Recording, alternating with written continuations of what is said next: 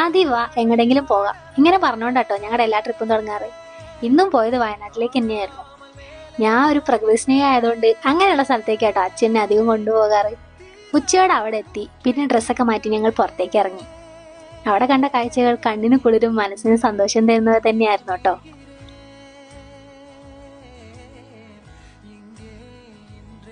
ഒരു ചെറിയ മഴ പെയ്തപ്പോ ഞങ്ങൾ റൂമിലേക്ക് കയറി. പിന്നെ ഒരു കോഫി ഇട്ട് കുടിച്ചു.